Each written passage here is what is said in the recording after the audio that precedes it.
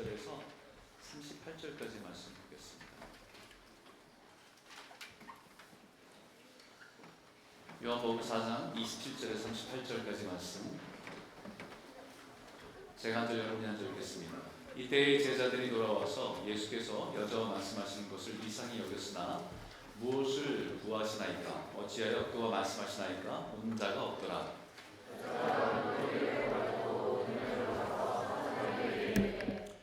내가 행한 모든 일을 내게 말한 사람을 와서 보라. 이는 그리스도가 아니냐 하니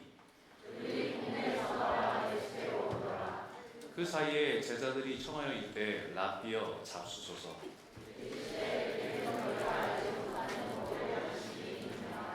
제자들이 서로 말하되 누가 잡수실 것을 갖다 드렸는가 하니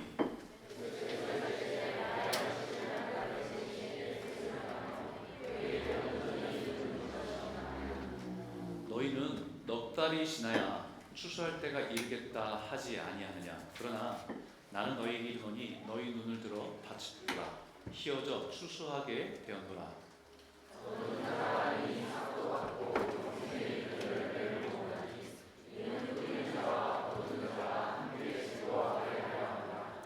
그런즉 한 사람이 심고 다른 사람이 거둔다 하는 말이 옳도다.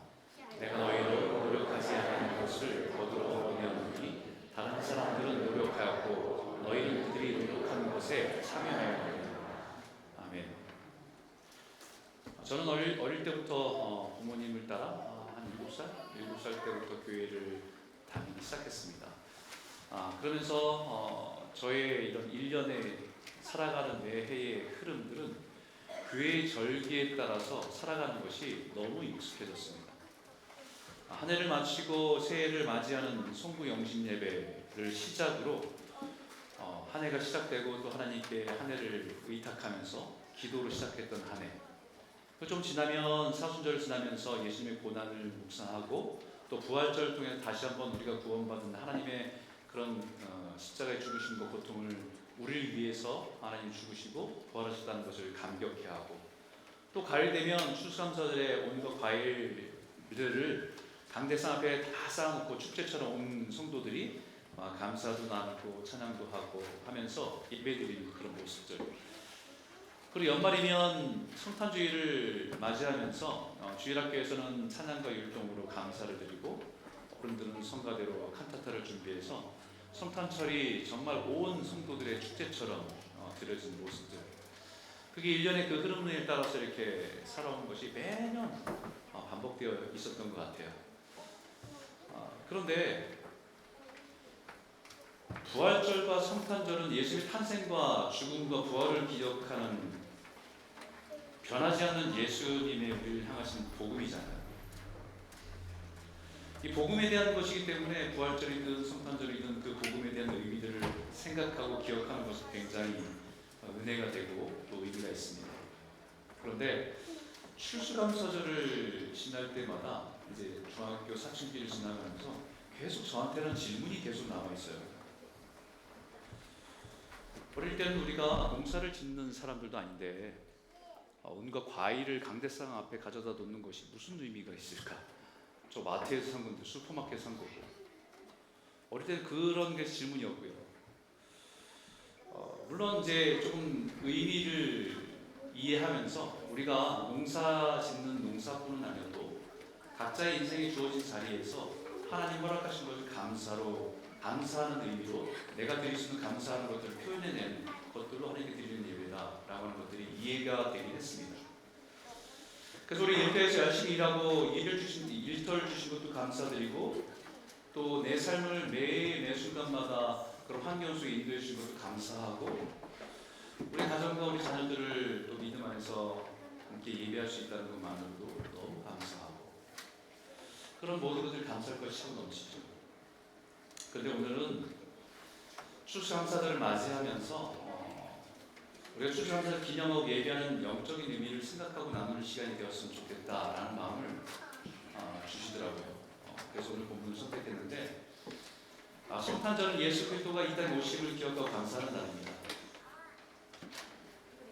개인적으로 예수를 나의 구주로 고백하면서 인정하는 것을 의미하죠. 예수를 자신의 주로 고백하지 않는 사람이 성탄절의 의미를 알 수가 없을 뿐만 아니라 그냥 그것은 자기가 아는 사람들과 함께 선물 주고받으면서 그냥 하나의 할러데이 셀러브레이션 하면서 축제하고 기뻐하는 그런 날이 되지 않겠습니까? 예수를 믿는 사람에게 정말 잊을 수 없는 감사한 날이 주님이 우리에게 보내주셨다는 거죠. 아주 복된 날입니다. 뿐만 아니라 그렇게 예수를 믿는 사람에게, 그 생명으로 살아가는 사람들에게 의미 있고 가치 있는 날이 부활절입니다.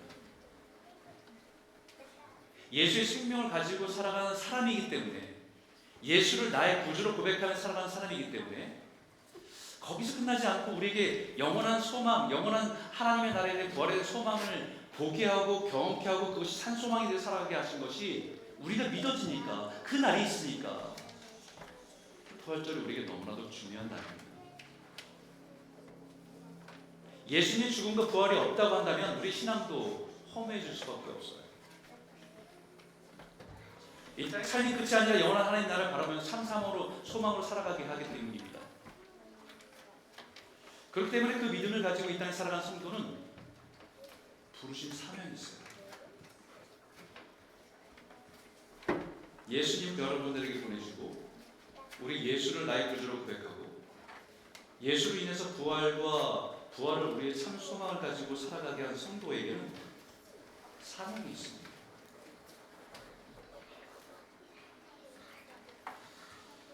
그 부르신 사명은 주를 위해 살고 주를 위해서 복음 전하고 잃어버린 영혼들을 주님께 인도하고 구하는 일에 참여하도록 우리를 부르신 거예요. 마치 농부가 씨를 뿌리고 물을 주고 거름 주고 해서 잘 가꾸어서 가을 추수의 열매를 거두는 것처럼 하나님께서는 이 땅에 예수님의 복음을 씨를 뿌렸습니다. 하나님의 백성들이 농부처럼 들판에 나가 땀 흘려 수고하게 하시는 것입니다. 그리고 마침내 추수할 때가 되면 익은 곡식을 거둬 하나님 나라의 창고에 드리면서 수고한 농부들과 함께 주님과 즐거워하며 하늘 잔치를 벌이는 것입니다. 그래서 오늘 본문 35절에 예수님께서 제자들에게 이렇게 말씀하시는데요. 같이 한번 35절 읽어볼까요? 함께 읽겠습니다. 시작. 너희는 넉달이 지나야 추수할 때가 이르겠다 하지 아니하느냐. 그러나 나는 너희에게 이르노니 너희 눈을 들어 밭을 보라. 희어져 추수하게 되었다.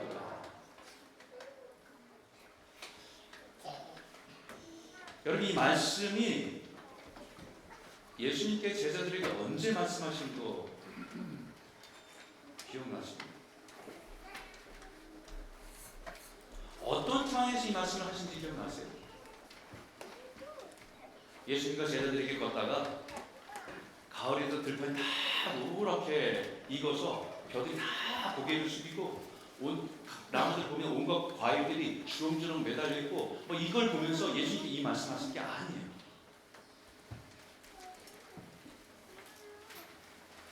이 말씀을 하실 때는 예수님께서 사마리아 여인을 만나서 우물가의 사마리아 여인을 만나서 자신이 메시아임을 그리스도임을 깨닫게 하셨을 때 이 말씀하셨어요. 인생의 상처로 무너진 사마리아 여인이 우물가에서 예수님을 만나고 변화되어서 그토록 피하고 살았던 그 동네 사람들 앞에 달려가서 내가 메시아 그리스도를 만났다라고 하며 기뻐하며 자신이 만난 예수를 자랑할 때 이 말씀을 하셨어요. 그 상처가 많은 그 여인이 변한 모습을 보고 그 여인을 아는 사람들이 그 여인의 고백을 듣고 많은 사마리아 사람들이 예수님을 믿고 돌아온 놀라운 일이 있을 때 이 말씀을 하셨어요.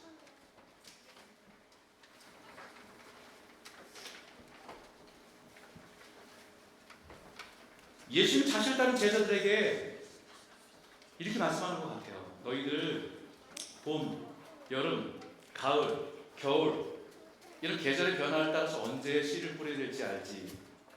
또 언제 잡초를 뽑고 물을 공급하면서 땀 흘려야 하는지, 그리고 언제 그 곡식들을 거둬야 되는지 잘 알고 있지.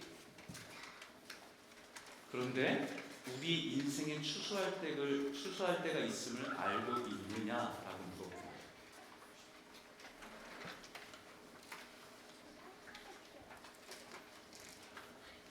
그래서 눈을 들어보라는 것입니다. 근데 아무리 육적인 눈을 들어봐도 아직 추수하려면 4달이 남은 시점입니다. 그럼 우리의 환경을 생각해보면 4달 전이면 한여름이에요. 6월, 7월, 좀 늦는다고 해서 7월, 그죠? 한여름이에요. 근데 영적인 눈을 들어서 보라는 것입니다. 지금이 추수할 때라는 거예요. 곡식이 물에 익어서 휘어져 있는 추수할 때라는 것입니다. 첫 번째 여러분과 함께 나누고 싶은 주제는 이거예요. 성도가 추수할 열매는 과연 뭐냐? 가난하고 상한 심령을 가진 사람들입니다. 예수님이 이 땅에 오셔서 복음을 전하실 때 그 복음에 대해서 내가 여기 왜 왔는지, 무엇을 위해서 왔는지 분명히 이렇게 말씀하셨어요. 나는 가난한 자들에게, 성령이 입에서 가난한 자에게 복음을 전하기 위해서 이 땅에 왔다라고 분명히 말씀하십니다. 이사야서에 예언된 그 메시지 그대로 자신이 이 땅에 오신 목적이 가난한 자들에게 복음을 전하기 위해서 왔다. 그 가난한 자는 누구냐? 포로된 자에게 자유를, 눈먼 자에게 보게 함을, 눌린 자에게 자유롭게 함을.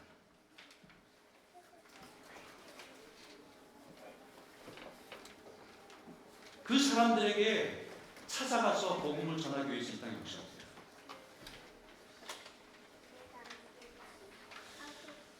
제자들의 눈에는 보이지 않는, 그러나 하나님의 눈과 마음으로 보면 무르익어서 휘어져 있는 추수할 곡식이 보인다는 것입니다.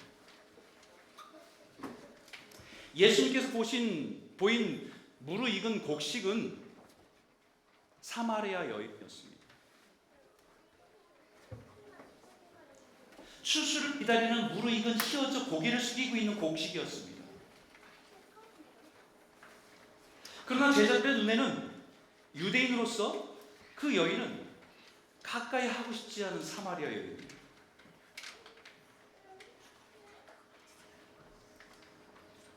거기다 그 여인의 삶도 5번의 남편 이후에 6번째 남편과 사는, 어쩌면 그것이 엄청난 상처와 아픔이죠. 사별을 했는지 이혼을 했는지 버림을 받았는지 어떤 이유인지 모르지만 6번째 남편과 산다는 것은 제자들의 눈에는 추수할 열매 곡식이 아니라 뽑아버려야 할 잡초로 보였을지 모릅니다.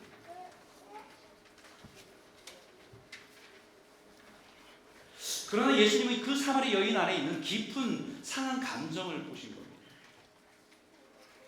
단지 그녀가 살아온 인생의 상처만을 가지고 있는 것을 본 것이 아니라 더 깊은 곳에, 그 상처 더 깊은 곳에, 그 여인 깊은 곳에 채워지지 않는 공허함을 가지고 무엇인가 자꾸 갈급한 심령인 것을 보신 것입니다. 사마리아 여인이 우물가에 찾아와서 자신에게 말을 거는 이 사람이 특별한 사람 혹은 선지자가 아닌가 하는 생각이 들 때에 그녀 마음 깊은 곳에 있는 갈망과 목마름이 고개를 들고 드러나기 시작해요. 그 고백이 여기 담겨 있습니다. 한번 읽어볼까요? 함께 읽겠습니다. 시작. 우리 조상들은 이 산에서 예배하였는데 당신들의 말은 예배할 곳이 예루살렘에 있다 하더이다. 이 여인이 이 사람 특별한 사람이구나, 혹시 선자일지도 모른다 라고 하는 영적인 이 사람 특별한 것을 깨달으면서 자기 내면 안에 있는 그 영적인 고민이 툭 터져 나오는 거예요.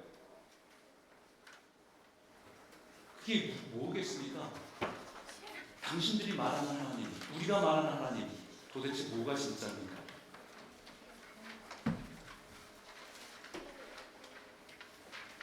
그 여인 마음 깊은 곳에 있는 목마름이 인생의 상처로 인한, 왜 내 인생은 이렇게 고달프고 슬픈가가 아니었습니다. 그 상처와 실패가 하나님에 대한 목마름과 갈급함으로 나아가게 한 것입니다. 세상의 즐거움과 기쁨을 추구하고 살았던 그 인생이 아무리 채우고 채워도 채워지지 않는 궁극적인 영혼의 깊은 곳에 공허함을 발견하고 있는 거죠. 이 남자는 괜찮은가? 이 사람이라면 그 전에 있는 사람이 채워주지 못한 것을 채워주지 않을까? 끊임없이 그 공허함을 채우기 위해서는 채워지지 않는 자신 안에 그 공백이 있음을 깨달은 거예요.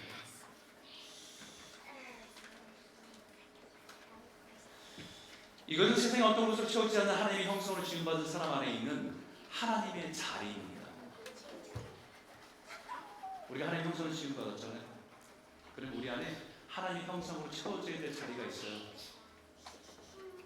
근데 많은 사람들이 이것을 하나님으로 채우지 않고 다른 것들로 채우고 있는 거예요. 다른 것들로 채우고. 어느 순간 깨닫게 되는 건 채워진 것 같은데 비어있어요.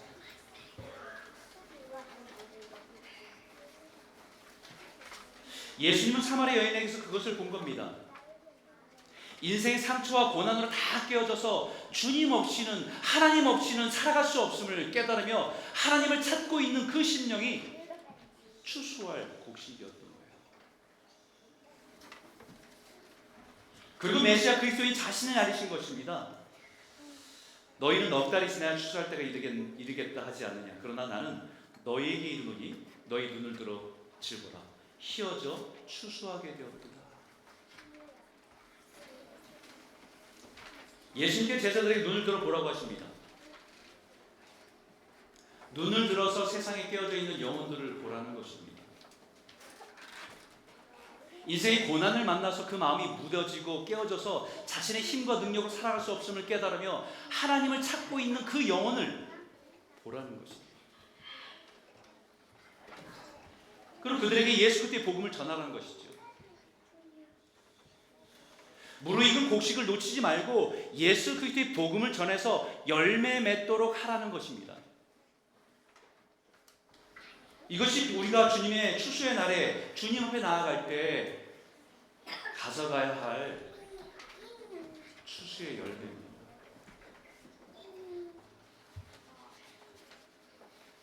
추수감사를 맞이할 때마다 하늘을 돌아면서 우리에게 주신 것 감사합니다.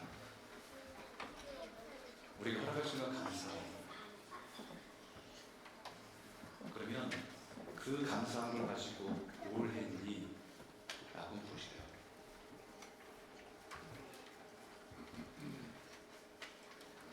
남들은 여러 가지 어려운데 너에게 이렇게 풍성한 재정적인, 물질적인 능력, 물질적 풍성을 줬는데 감사하지. 그거 가지고 뭐 했니?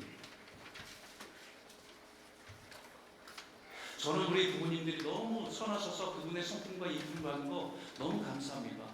그래, 그 감사한 거지. 남들은 깨어진 가정에서 상처를 가지고 자란 사람도 많은데 그걸 가지고 뭐 했니?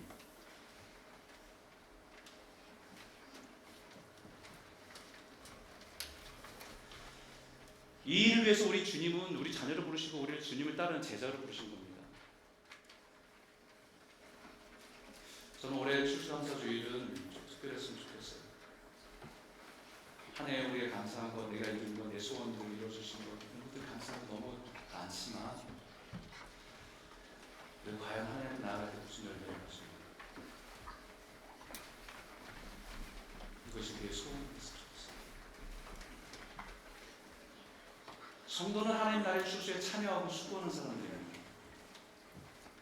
36절 한번 볼까요? 36절 같이 읽겠습니다. 시작. 거두는 자가 이미 삭도 받고 영생에 이르는 열매를 모으나니 이는 뿌리는 자와 거두는 자가 함께 즐거워하게 하리라. 하나님 나라의 추수에는 뿌리는 자가 있고 거두는 자가 있다고 합니다. 뿌리는 자는 근본적으로 궁극적으로 하나님이십니다. 농부가 되셔서 이 땅에 예수 그리스도의 복음을 뿌려주신 겁니다. 그 복음의 씨를 우리가 받고 우리 안에 복음의 열매로 살아가는 것이죠. 예수님 그 자신이 자신의 생명을 이 땅에 아낌없이 내어주신 것입니다. 그것이 복음의 씨입니다. 그리고 거둔 자였습니다. 하나님 나라를 추수하는 일에 참여하도록 부르심을 받은 사람들입니다. 예수님의 피로 값주고 사신 하나님의 백성들, 성도들, 바로 우리들입니다. 근데 여기 거두는 자가 이미 삭도 받았다고 얘기하죠. 이 삭은 무엇입니까? 거두는 자가 이미 삭슬을 받았다라고 얘기해요. 이 삭슬은 뭡니까? 예수님 비유에서 포도원에 아침 일찍 나가서 어떤 사람을 일꾼으로 부르셨고, 어떤 사람은 늦은 저녁에 다 일을 마치고 하루 저물 때 그 마지막 1시간 남아서 그 일을 하나님의 일꾼으로 부르셔서 어떻게 했어요? 포도원에 일하도록, 함께 하나님의 포도원을 가꾸도록 부르신 거예요. 그들에게 다 삭슬 주셔서 동일하게. 그 삭슬이 뭐예요? 예수 그리스도.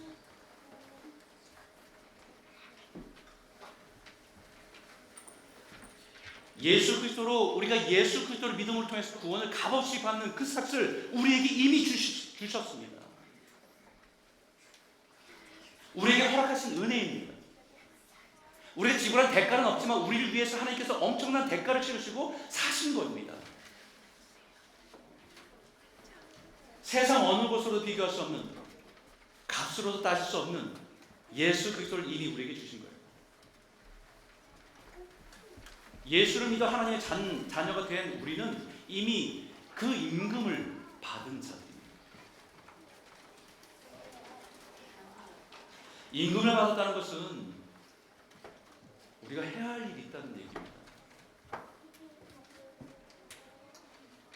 하나님 나라를 위해서 고용된 일꾼이란 말입니다.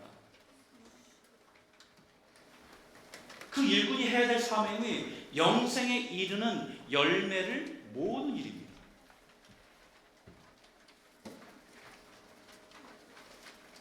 이 일을 하도록 우리에게 어떤 사람에게는 재정적인 풍성함, 어떤 사람에게는 은사의 재능을 통해서 명예를 얻게 하는 일, 어떤 사람들은 각자의 자기의 영역 속에서 하나님 그 인생을 부욕케 하는 일들을 나눠주셨어요. 그 일을 가지고 이 영생을 모으는 일에 우리는 참여하는 겁니다. 제일 쉬운 게 뭔지 아세요, 여러분? 제일 쉬운 건 자신이 하나님께 허락하신 물질을 가지고 그 참여하고 앞장서서 그 복음 전하는 일에, 열매 맺는 일에 참여하고 동참하고 그 지원하고 하는 일들이 제일 쉬운 일이에요. 제일 안타까운 일이 어떤 건지 아세요, 여러분?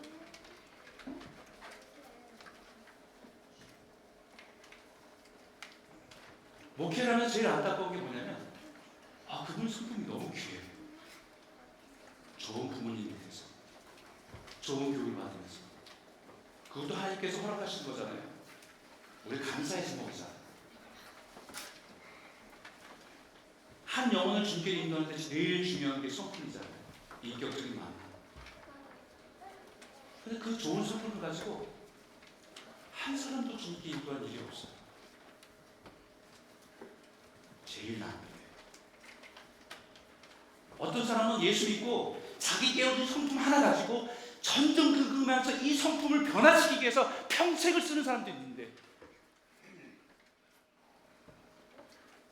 자기 안에 깨어진 성품 때문에 늘 죄책감으로 갈등하며 그 성품만을 변화시키려고 평생에 그 싸움을 하는 사람도 있는데,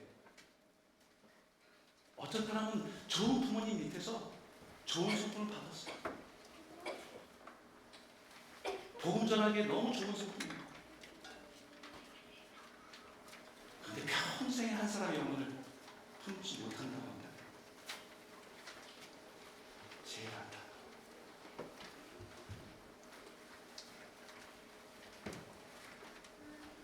예수가 없이 이미 죽음 가운데 있는 영혼들을 예수의 생명으로 나오게 하고 영생에 이르도록 열매 맺도록 우리를 부르셨다는 사실 잊지 마십시오. 우리가 주님 오실 때에 사과박수 갖고 가지 않아요. 내 명예, 내 재산 들고 가지 않습니다. 그것이 열매에서 열매 아닙니다. 내 것 가지고 생색내지 말고 가실 거예요.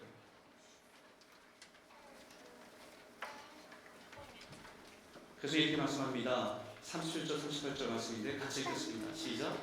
그런즉 한 사람이 심고 다른 사람이 거둔다는 말이 옳도다. 내가 너희로 노력하지 않은 것을 거두러 보내오니 다른 사람들은 노력하고 너희들은 그 노력에 참여할 것이다.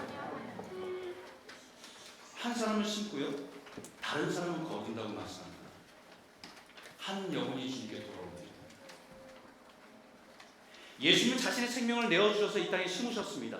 그리고 누군가는 어떤 사람은 그 사람의 그 영혼에게 그 복된 마음을 씨를 뿌립니다. 물을 줍니다. 그리고 때가 되면 어떤 다른 사람을 통해서 열매 맺게 하셔서 추수하게 하십니다.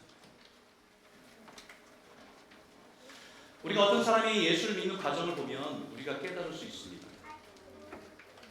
어떤 사람이 어느 날 갑자기 한 사람이 찾아와서 복음을 전함을 통해서 그 일에 반응해서 회심하는 일, 극히 드뭅니다.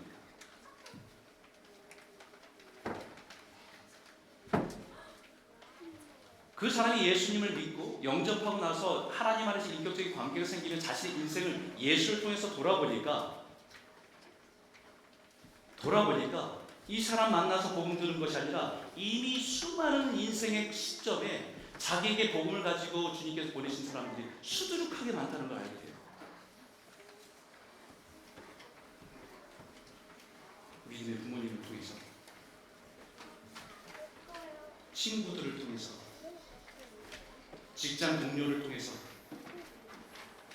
때로는 사랑하는 사람의 죽음을 통해서, 인생에 감당할 수 없는 고난을 통해서 끊임없이 여러 사람과 여러 가지 방법으로 하나님께서는 우리들에게 다가오셨다는 사실들을 깨닫게 됩니다. 그러나 그때마다 마음을 닫고 애써 부정하고 살아온 거죠. 인생이 무엇인가라고 하는 그 궁극적인 죽음 앞에서의 자신의 인생을 돌아보며 깊이 생각하다가도 돌아서는 거지요. 고난 앞에 자신의 인생 한계를 느끼면서도 자신이 이것을 자신의 능력으로 아무것도 할 수 없다는 것을 알면서도 마음을 굳게 닫는 거죠. 그래서 어느 순간에 그 복음이 이해가 되면서 반응하고 그 생명으로 돌아오는 거예요. 어찌 보면 그 사람의 인생에 수많은 사람들이 그에게 복음을 전하기 수고하고 애썼을 겁니다.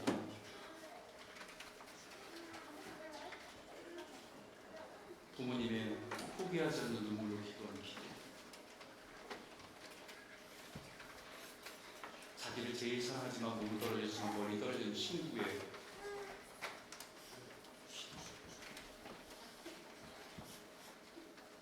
그 이제 고난을 받을 때 찾아가서 어깨를 두들기면서 이 사람에게 복음을 전해야 될 것인가 말 것인가 고민하다가 돌아간 친구의 모습,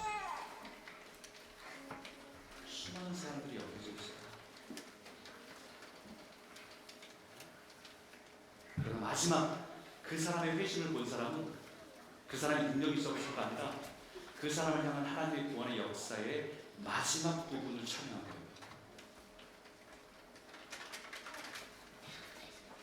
그래서 우리는 누군가의 복음 전하고 그 사람이 반응하지 않고 거절하고 한다고 해서 실망할 필요가 없습니다.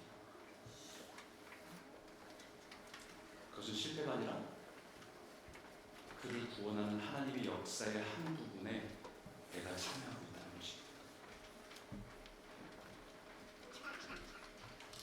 성도는 바로 그 하나님의 나라의 놀라운 구원의 영광스러운 그 역사에 참여하는 사람들이에요. 이 영광스러운 그 일에 기쁨으로 참여하는. 그래서 한 사람의 영혼이 주님께 돌아오기에 우리 인생이 허락하신 것들을 통해 함께 드리고 참여하는 저와 여러분 모두가 되시길 주의 이름으로 축원합니다. 세 번째는 성도는 하나님 나라의 잔치의 열매의 기쁨을 누리는 사람들입니다. 시편 126편 5절과 6절 말씀인데 마지막 절을 같이 읽겠습니다. 시작. 울며 시를 부르는 자는 기쁨으로 거두고 울며 시를 부르러 나아가는 자는 반드시 기쁨으로 그 복식감을 가지고 돌아오리라. 저와 여러분의 인생을 통해서 출수할 복식의 열매를 거두는 기쁨을 누리게 되기를 주의 이름으로 축원합니다. 곡식을 한여름에 땀 흘려 보지 않은 농부는 열매의 감격이 없습니다.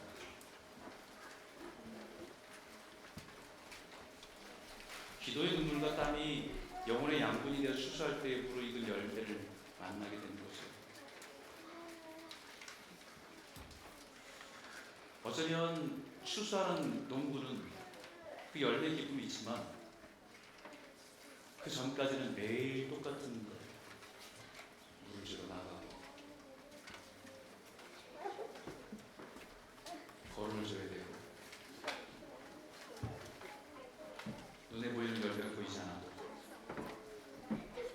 눈물을 흘리며 땀을 흘리며 나아가게 된 거예요.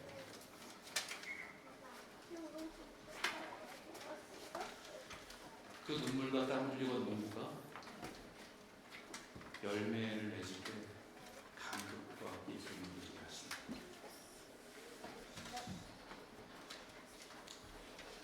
그 기쁨이 하나님의 기쁨에 참여하는 기쁨입니다. 돌아온 영혼을 바라보시면서 춤추시는 하나님,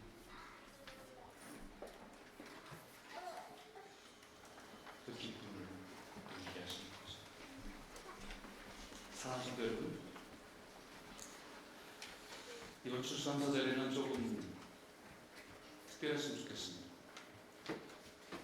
한 해를 돌아보며 감사한 것도 우리가 감사할 것들이고 주님이 우리의 주권자 되심을 인정하는 시작인데 더 나아가서 우리가 이 복음의 씨를 뿌리러 나아가겠습니다. 한 영혼을 기억하면서 믿음을 결단하고 하나님 은혜를 주십시오라고 구했으면 좋겠습니다. 그래서 우리가 주님 앞에 설 때에 그 영혼과 함께 예수의 복음을 통해서 누리고 거둔 열매를 가지고 주 앞에 나아가는 저와 여러분 모두가 되시길 주의 이름으로 축복합니다. 여러분들에게 나눠드린 주보에 그 카드 하나 보시죠.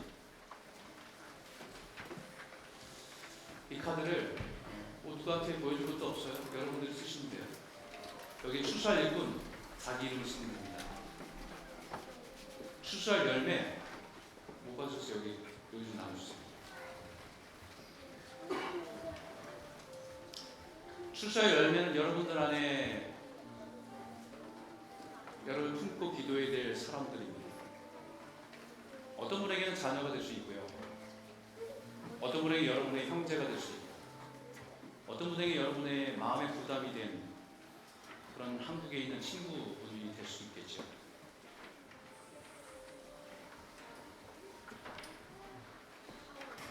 우리가 가장 가까이에서 예수의 복음을 붙들고 있는 그 생명을 살아가는 사람인데 우리가 그 사람들을 포기할 수 없죠.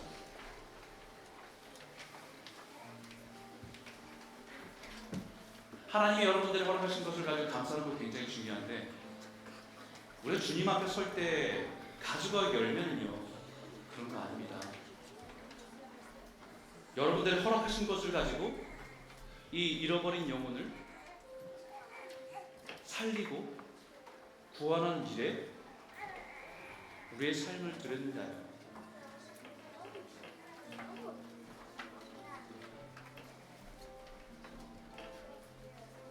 예수를 20년 30년 믿어도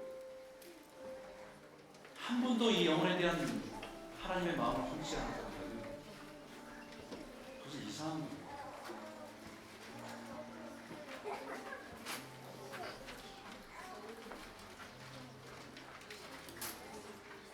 오늘 이 추수할 열매 누가 보지 않아요? 여러분 이름 적으세요. 추수할 일꾼 접니다. 적으십시오. 그래서 하나님 눈을 들어 무르익은 곡식을 보라고 하셨습니다. 사계절 변하는 이 세대의 흐름들만 계절만 보지 말고 사람들 안에 그 영적인 고난 속에서 그 영혼의 목마름과 갈급함을 하나님 찾고 있는지를 보라고 하셨습니다. 그럼 우리는 그때 지금인가? 이 사람이 나아가서 같이 밥 먹고 위로할 때가 지금인가? 지금 이 사람 만나서 전화할 때가 지금인가? 지금은 너무나도 힘있게 자기는 다른 것도 차에 씌워져 있어서 파릇파릇한 너무 파릇파릇한 아직 무르익지 않은 사람이라고 한다면 기도해야 돼요. 기도할 때 물 줄 때입니다. 포기하지 마십시오. 하나님 알아서 하시겠죠. 여러분들이 포기하면 누가 알아서 하겠습니까? 우리는 추수할 일뿐입니다. 이 시간 여러분 거기에 기도하는 마음으로 적으세요. 추수할 일꾼, 이웃건, 추수할 열매,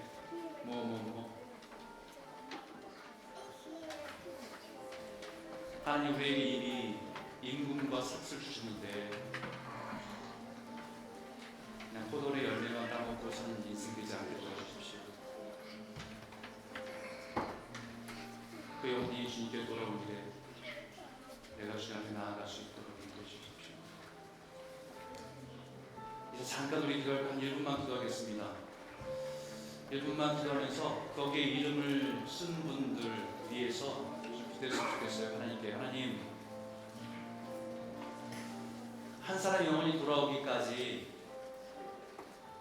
내가 해야 할 역할이 어떤 건지를, 중간에 물을 뿌리는 자인지, 걸음을 줘야 될 사람인지, 마지막 수락해야 될 사람인지 저는 알 수 없습니다. 하지만 주님, 이 영혼을 위해서 포기하지 않고 기도하게 해주십시오.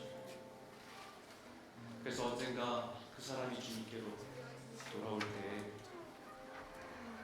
그 기쁨으로 주님과 함께 기뻐할 수 있는 우리 삶이 되게 허락하여 주실 줄 믿습니다. 그러면 같이 한번 1분 정도만 그분을 위해서 하나님께 기도했으면 좋겠습니다. 함께 기도하겠습니다. 하나님 아버지 사랑합니다.